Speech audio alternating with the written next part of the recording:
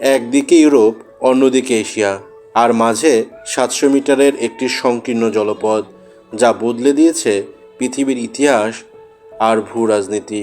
আমরা কথা বলছি তুরস্কের মালিকানায় থাকা বসফরাস প্রণালী নিয়ে।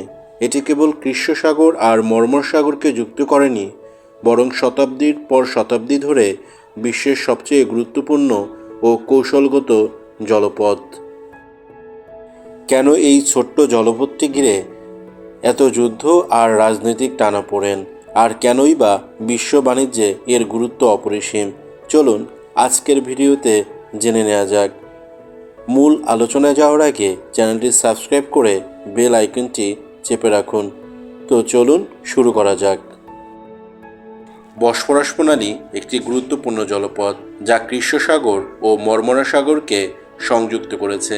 এটি ইউরোপ ও এশিয়ার মধ্যে একটি প্রাকৃতিক সীমানা সৃষ্টি করেছে এবং তুরস্কের বৃহত্তম শহর ইস্তাম্বুল এই প্রণালীর দুই পাশে বিস্তৃত।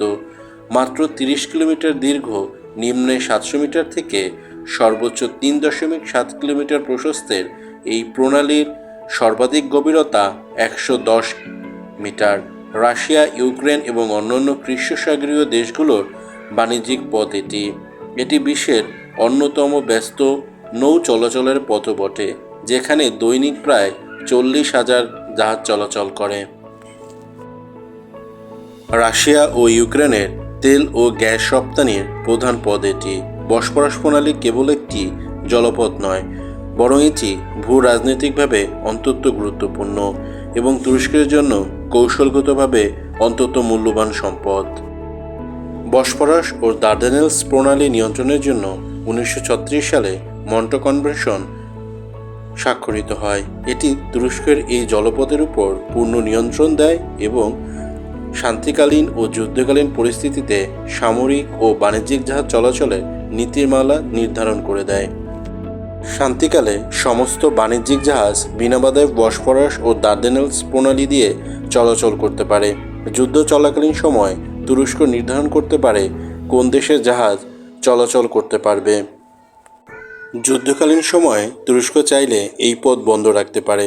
2022 সালে রাশিয়া ইউক্রেন যুদ্ধের কারণে তুরস্ক ন্যাটো ও ইউক্রেনের মিত্রদের যুদ্ধজাহাজ প্রবেশে সীমাবদ্ধতা আরোপ করেছিল। মন্টো কনভেনশন অনুযায়ী এই প্রণালী নিয়ন্ত্রণের দায়িত্ব তুরস্ক পেলেও বাণিজ্যিক জাহাজ চলাচলে কোনো ধরনের ফি নিতে পারে না, তবে কিছু পরিষেবার জন্য নৌ সারচার্জ বা ফি নিতে পারে। বলার অপেক্ষা রাখে না, এই চুক্তির কারণে তুরস্ক বিপুল পরিমাণে অর্থ উপার্জন থেকে বঞ্চিত হয়েছে। তবে 2021 সালে তুরস্ক কানাল ইস্তাম্বুল নামে বসফরাসের বিকল্প নতুন কৃত্রিম খাল নির্মাণের পরিকল্পনা করে, যা মন্ট্রো চুক্তির বাইরে, এবং এটি থেকে নৌ সারচার্জ আদায় করতে পারবে তুরস্ক।